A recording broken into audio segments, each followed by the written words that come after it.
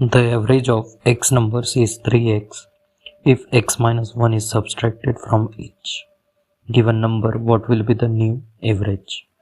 x संख्याओं का औसत 3x है। यदि प्रत्येक दी गई संख्या में से x माइनस 1 घटा दिया जाए तो नया औसत क्या होगा? x है, x नंबर्स का औसत है 3x। सभी में से अगर x माइनस 1 हम माइनस करते हैं, ठीक है, तो टोटल में से भी हम डायरेक्ट माइनस करेंगे x minus 1। Okay, x minus 1 को, तो ये आ जाएगा 2x plus 1 minus minus plus. Option A is the correct answer. Next question, find the average of first 10 prime numbers. So prime numbers, पहले 10 अभाज्य संख्याओं का औसत ज्ञात कीजिए। तो अभाज्य संख्याएं वो होती है जो या तो खुद से डिवाइड हो या 1 से, ठीक है। तो अभाज्य संख्या है 2, 3, 5, 7, 11, 13, 17, 19, 23,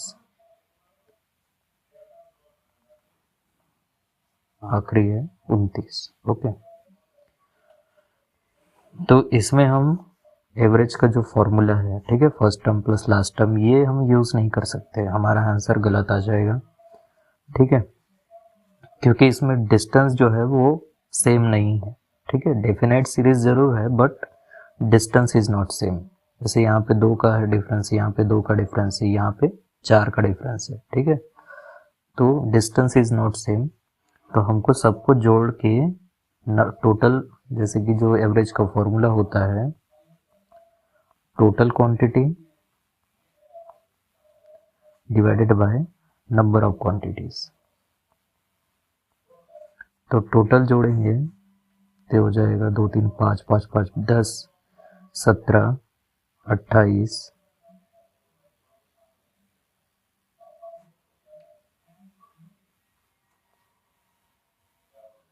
13 और 17, 30, ठीक है, यहाँ तक 28 हो गया।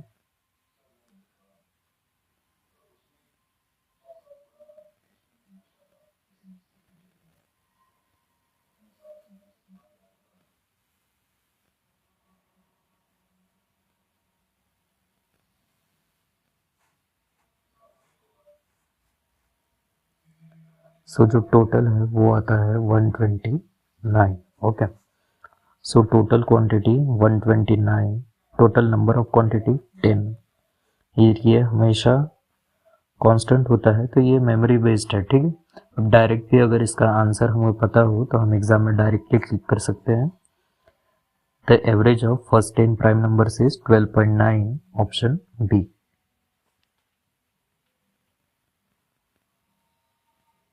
सो जो अगला क्वेश्चन है वो है, if a b c d e are 5 consecutive odd integers, then what is their average?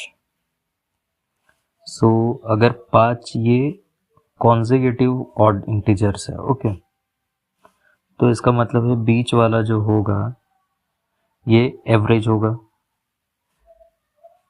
ठीक है, लेकिन सी के फॉर्म में यहाँ पे गिवन नहीं है। सो सी जो है ये एवरेज है, और टोटल नंबर कितने हैं? 5 है, तो 5 माइनस 1 कितना होगा? 4, ठीक है। तो जो स्मॉलेस्ट नंबर है या जो ग्रेटेस्ट नंबर है, ठीक है,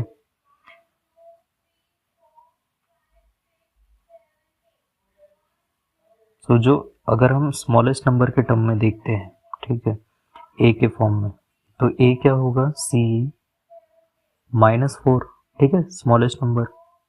तो सी की वैल्यू क्या आ जाएगी? ए प्लस 4, ठीक है, क्योंकि यहाँ पे ए के फॉर्म में गिवन था, इसीलिए 2 ऑप्शन, इसलिए हमने ए की वैल्यू निकाला है। So option A is the correct answer. So जो एवरेज था सी की वैल्यू हमें मिल गई ए plus 4।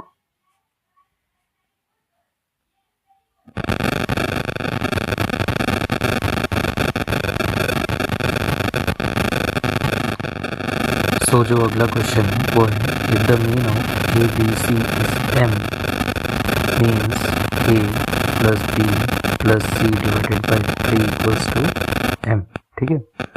And a plus b plus c equals to 0, then the mean of a square b square c square is, तो जो a square b square c square का जो mean होगा वो क्या होगा, a square plus b square plus c square divide by 3। Okay, तो ये होगा इनका मीन।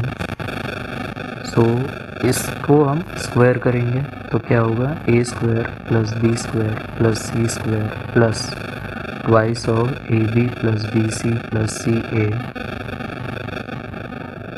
इक्वल्स टू, ये 3 इसके मल्टीप्लाई में जाएगा 9m स्क्वायर।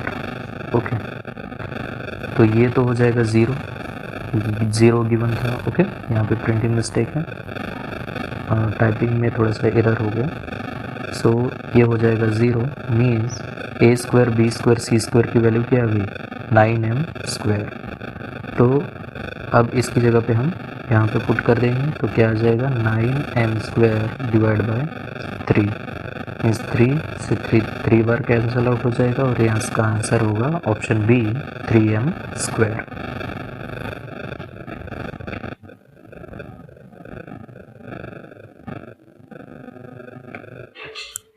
अगला क्वेश्चन है, the average salary of 20 workers in an office is ₹1900 per month. If the manager's salary is added, the average becomes ₹2000 per month. Manager's annual salary in rupees is, एक कार्यालय में 20 कर्मचारियों का औसत वेतन 1900 रुपये प्रति माह है। यदि प्रबंधक का वेतन जोड़ दिया जाए तो औसत 2000 रुपये प्रति माह हो जाता है। प्रबंधक का वार्षिक वेतन क्या है। ओके, तो 20 कर्मचारी,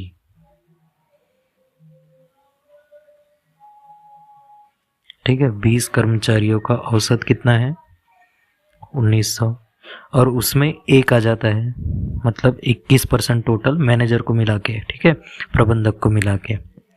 तो कितना औसत बढ़ रहा है, 2000, ठीक है, मतलब कि कितना बढ़ रहा है यहाँ से यहाँ तक, 100 रुपये, ठीक है। तो हर एक के हिस्से में हम 100 रुपये जोड़ देंगे तो कितना आ जाएगा, ये 2100 रुपये, ठीक है। ये पर मंथ की बात हो रही है तो इसको हम ऐड करेंगे तो कितना हो जाएगा, 4000 रुपये मैनेजर की जो सैलरी है वो महीने की है, ठीक है। तो हमको वार्षिक पूछा है, वार्षिक मतलब 12 कर देंगे तो 12 चौ 48, option D is the correct answer.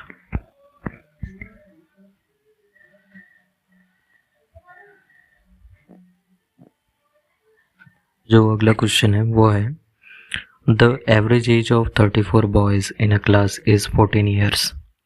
If teacher's age is included, the average age of the boys and the teacher becomes 15 years. Okay. What is the teacher's age? एक कक्षा में 34 लड़कों की औसत आयु 14 वर्ष है। यदि शिक्षक की आयु को शामिल कर लिया जाता है तो टोटल हो जाएंगे 35। ओके, तो उनकी औसत आयु 15 वर्ष हो जाती है। मतलब कितने से बढ़ रहा है, 1 से बढ़ रहा है। मतलब सब में हम एक एक ऐड करेंगे तो 35 लोगों में 1 से मल्टीप्लाई करने पे उतना ही आंसर आएगा, ठीक है।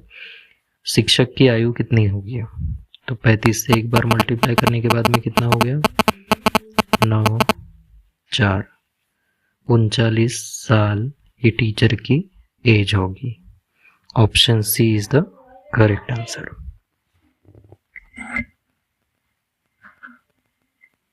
Next question is, the average age of 24 students and the class teacher is 16 years. If the class teacher's age is excluded, the average reduces by 1 year. What is the age of class teacher?